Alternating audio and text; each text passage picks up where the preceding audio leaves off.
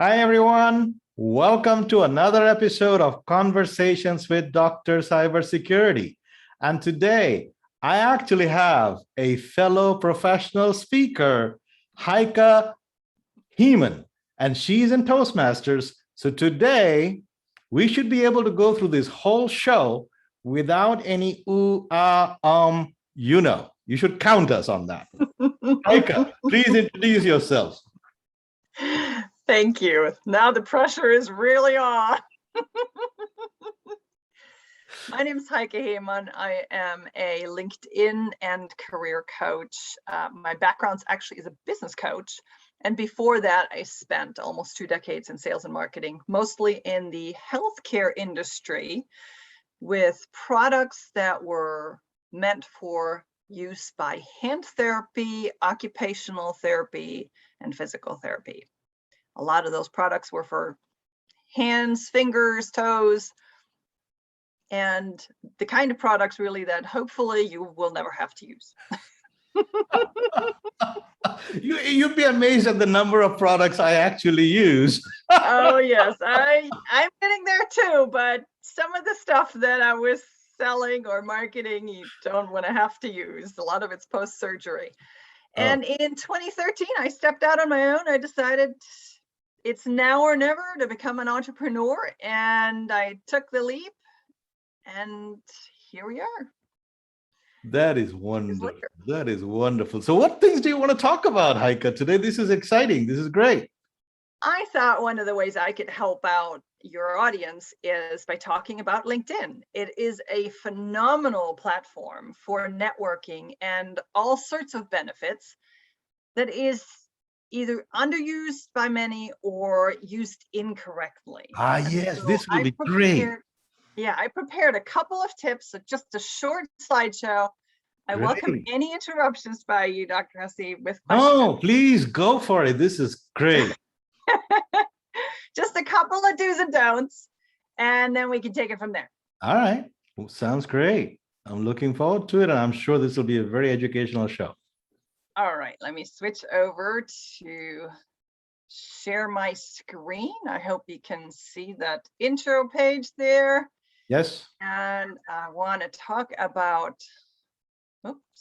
3 must-dos, 2 things to avoid, and 1 useful feature you might not be aware of. Or if you're aware of it, you might not be using it yet. Let's jump right in. One of the great features of LinkedIn is networking, and networking is never easier than when people are coming to you. One of the other things that I've heard is that you shouldn't build your network before you need it. Your network can grow incrementally, just like dollars in your stock portfolio. And you want to cultivate your network. Don't make fabulous connections in college and grad school and then leave them behind just to start over from scratch at one company and then start over from scratch at another company. You want to build this as an ongoing resource. Here's an example of how that can play out. I'm in the practice of always sending a customized message to people when I receive an invite or actually accept an invite. I don't accept all invites, I accept most. But in this case, I wrote a message saying, thank you for your invitation to connect. We're not linked. What made you reach out? Blah, blah, blah. Let me know how I can assist you on LinkedIn and beyond.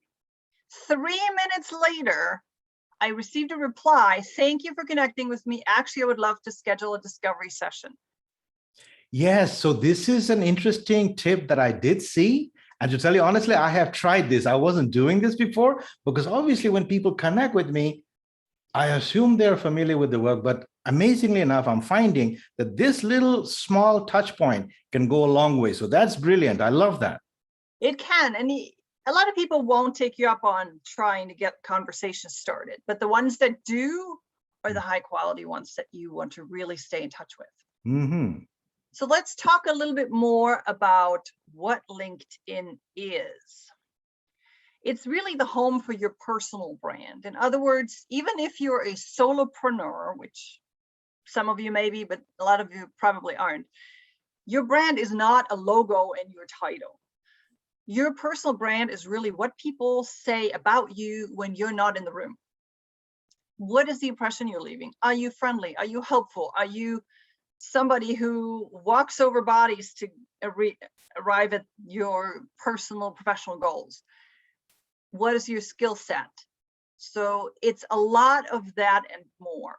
And LinkedIn is a great place to be the home of your personal brand, but it's also a place where you can blog. Although on LinkedIn, they don't call them blogs, they call them articles, but still it's the same concept. You can use it as a place to learn, as a place to teach, obviously networking, but the networking can be for all sorts of purposes. It can be to find a new job, to find team members because you're hiring. It can be to find vendors. It can be to land a board position, or position yourself in a way that if your hiring manager or your current manager sees your profile, they're going to go, this is a candidate for promotion. If I want to move up in the company, I have to train someone underneath me. This is the person who obviously takes the career seriously. So make sure that you don't think of LinkedIn just as your online resume. It's a lot more than that. Sure. And to start with, your first impression is obviously your headshot, but beyond that, you want to update your headline. And this is something that a lot of people forget to do, which means when you look at their profile, all you see is the title that they've listed for their current employment, right, and maybe their company name. But that's completely insufficient because there will be thousands of people with the same title and nothing sets you apart. right. Here you have 220 characters to make it interesting, make people want to open your profile. So you really want to put some thought into that. That doesn't mean whatever you pick now is set in stone. I have probably changed my headline 3 times since this one that is on this slide, and that's just in the last couple of months. So yeah, so that is the other thing. I love what you have done, and I also love that you're suggesting that people experiment and change. So give us some tips on that one. Like, did you find some work better? Some types of headlines and messages work better than others? I will give you some examples. Okay. Here are some that I found that I really like. This person is a content writer. And in theory, that could be their headline because that's their job right now. But you can see this person is a creative writer, not someone necessarily who writes manuals of some sort or grants. And they wrote this with a sense of humor. Yes, yes. So their personality is coming through. Yes, absolutely. And that's maybe not right for someone in cybersecurity or some other professions, right? But for this person, this works because that's what they do. Here's another one. I teach leaders how to create a culture of safety in the workplace that empowers employees. You know who they're talking to and what they can bring to the table. And that is really what you're trying to achieve. So here's another one, offering a path for women into property investing. They're telling you who they want to talk to. That way, men are not likely to look further unless they're looking on behalf of a female relative. And then this person even incorporated a little icon pointing at what turns out is keywords that they want to be found for. Oh, I love Property that. investing, portfolio building, property sourcing. Consider your LinkedIn profile page like the website page for you. You are the product. So what keywords would someone put in a search to find you? You want to scatter those throughout your profile, including your headline. One of the things I want to be found for is being a speaker. So that is part of my headline, even though that is not what I spend most of my time with. It's something I spend part of my time with. Wonderful. What sets you apart? Here's another one. CPA for entrepreneurs and startups, QuickBooks, Pro Advisor, etc. So this person, again, they mentioned who they want to work with, entrepreneurs. They're not looking to work with Fortune 500 companies. And they list the different kinds of software they use, which in this case is important because If you're an entrepreneur or a small company that uses 0 partners and you find a CPA that you like, but they only work with QuickBooks, it's not a match. And here's a little formula for you. Bonus tip. I help talk about your target market to what is it you help them to do by what kind of methodology. Oh, this is fantastic. Yes. And See, yes, I'm learning from your message right now. I am glad. I want to help. So this is one thing that you can do. And then most likely, unless you your target market and what you help them with is very lengthy, you will have room for podcast host or podcast guest or speaker or author or some of the other things that set you apart. Mm-hmm. Now, instead of the by your methodology, something that might be even better is to say without. What is it that you help them do while avoiding a pain point? Ah, okay. An example I like to mention, let's say you're talking to a female audience of a younger generation. They may have just been pregnant. They want to get their slender waist back. And now you are a fitness instructor who says, I help women post-pregnancy to regain their pre-pregnancy shape without sit-ups. Ah, okay. Okay. Because so many people hate sit-ups. Ah. Translate that into what it is you do. And you will see that more people will open your profile to look at it. And then if you obviously you have to fill the rest of it out and make it interesting too, but people will spend more time and you will over time get more invites to connect. I am going to change a few things already, because one of the things that I help people with, so for example, is marketing, right? Without ads, because the ads is the traditional form of marketing. So I'm going to put that pain point in there. You will see some changes as a result of your tips. Awesome. That's great. All right. On to the next point. Complete your profile. It's amazing to me how many people don't fill out their profile. Yes, it's a bit of a time commitment early on, but it's most of it, you don't have to constantly reshuffle, rewrite. Mm-hmm. The beginning, the headline, the about section, and whatever your current job is. But whatever is in your past, you don't have to keep rewriting. So it is an initial investment, but it's a good thing to do. And the way you get there is when you're in your profile, go to add profile sections, and LinkedIn will tell you what you haven't filled in at all. Mm-hmm. And then go through your profile and see where maybe you need to add some info. A lot of people just put their job title, their company name, and that's it. That's it. Yeah, I've seen those. Maybe they leave a little paragraph that they've copied straight off of the job postings that they responded to when they wanted the job. But that's not how you want to phrase your experience. You want to put in achievements. You want to put in numbers if you can. I managed a team of 5 and we reduced error rates by X%, or we increased sales by X%. If you can add numbers, that is very valuable. And throughout, obviously, you still want to use keywords. So have a look at your profile, see what other sections LinkedIn suggests for you to fill out.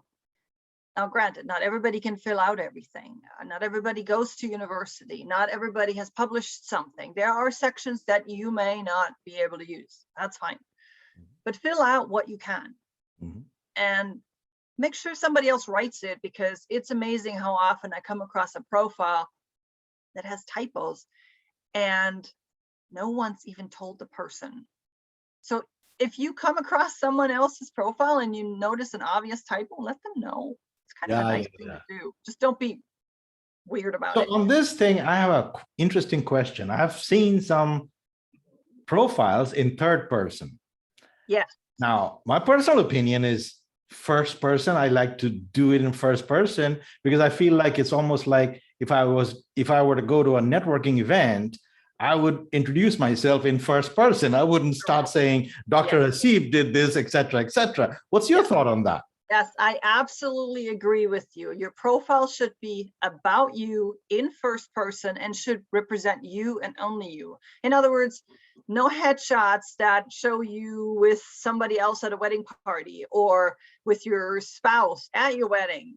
I mean, I've seen that too just recently. Or you and your dog. You don't bring your dog to work in most cases, or at least not to an interview. Leave the dog off the LinkedIn picture. I love it. I love it. Okay, yeah. If you want to put your dog in, put it in the background image that in this case I've used for some more text related information. That you can put your dog there if you absolutely have to have your dog on LinkedIn, but not in your headshot. But yes, absolutely. Great question. Your profile should be in first person. Okay, good. That So said, I'm teaching it you correctly don't then. have to talk about I did this, I did that. I mean, you can make it bullet points. That makes it easier to read, faster, and in today's impatient society where everybody just gets a couple of seconds, it's a better thing to do anyway. So don't run-on sentences in long paragraphs, but make it bullet points. And then you don't have to worry about he or I. Okay, It got it. eliminates that problem entirely. It will mostly come up in the about section, but there it should be first person. Great question. Yeah, okay. All right, moving on. So here are just some of the options that you have to fill out: education, licenses, volunteer experience, etc. Fill out what you can. Number 3, set your profile visibility to public. Everything, including the picture. There are a lot of people who, when they get on LinkedIn, are concerned about privacy because they're not sure about the platform. And so they lock everything down. And then forget that their profile isn't visible by anybody but the people they're already connected with. But I've seen that. I've seen connection requests with no picture and everything. And actually the person probably hid the picture, but I'm saying, okay, if you hide your picture and I don't see it in your connection request, I'm probably going to reject it. Yes. Now, sometimes you can tell that they have a picture and they have hidden it, because if you go and look at the invite, it will have the picture, but then if you click through to their profile, it won't show you until you're connected. Okay. But if they don't even have a picture in the invite, then they probably don't have a picture uploaded. Okay. So how do you do this? You go to edit visibility, to that section in your edit profile, and you put all those toggles to green.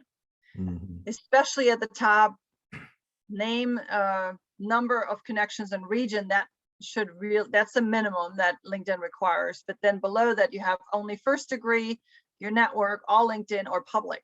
And you want to have it on public because that way, even the search engines like Google and Bing will look at your LinkedIn profile, which again means that you could potentially get traffic based on the skills that you have listed. So it's important to set it to public. And the thing is, with its privacy concerns, there shouldn't be anything on your profile anyway that the public can't see. You're not. And along those lines, even though there is a possibility to put your birthday into LinkedIn, I would say don't do it. It's just a way I recommend that people, against that too. Yeah, good points. So other people would get notified that you have a birthday just to send you happy birthday wishes. I would say don't do it. It's one of those puzzle pieces that people that like to steal profiles or yes, the information that they would like to have. That said, you can certainly congratulate other people when you get notified about their birthdays. And then we go to the don't do's. Don't add connections without starting a conversation. Even when you send an invite, personalize it. Look at their profile. Yeah. I just got a request today where somebody said blah blah blah, and I want to talk about your Rotary Club. I'm not in a Rotary Club. I have Rotary on my profile because I have spoken at different Rotary clubs. but I'm not in a Rotary Club. So he never looked at my profile. He did a search for Rotary and who knows, second connections. Right. And came across my profile and just had a message that he probably cut and pasted from Word document. And oops, I know already that this is somebody who doesn't really put the effort in, and I accepted it anyway because of what was on his profile. And the follow-up message was, again, a canned message, because here's the other part to sending out a personalized reply when you accept a message. I mentioned that I'm not in Rotary and how he might have come up with this. He never even addressed it. So personalize your outgoing invites and personalize a message when you accept an inbound invite. Try to get a conversation going, because that's where the relationship building comes in. It's not about adding 100 new connections a week. I wouldn't recommend it. Yes, numbers help to some extent with being found, but ultimately, if you just connect with people, your network won't be nearly as helpful and useful as it could be. Keep the numbers smaller, but build relationships. And that happens through conversation. And eventually you want to get that conversation off the platform onto email, or preferably phone or Zoom, so you can really get to know people. I hope that's it well. And then, so always personalize the connection request you send and the replies when you accept connection requests. And the other part is, don't add connections just to sell or pitch. Oh God, that is a deadly no-no. Oh my God. Put the pitch right in the invite, and just don't. And certainly do not add anyone to your newsletter without permission, just because they're not a connection of yours. It is incredibly annoying, and it can get you blocked by people. People can mark you a spammer, and you may end up losing your LinkedIn privileges. Yes. So that's a no-go. As a matter of fact, I have blocked people who immediately did just that. Yeah, it's just not worth it. It's really not worth it. And then the feature you may not be using yet is voice recording your name. And if you look at my name, some of you may be wondering, well, how is that pronounced? On LinkedIn, I can help you out. Oops, that is not the right slide. Let me see here. Here we go. There is a little voice icon once you have recorded this, and you can currently only record this on your phone. This is something you can't do on a laptop, but you have enough time to say, hello, my name is, or just your name.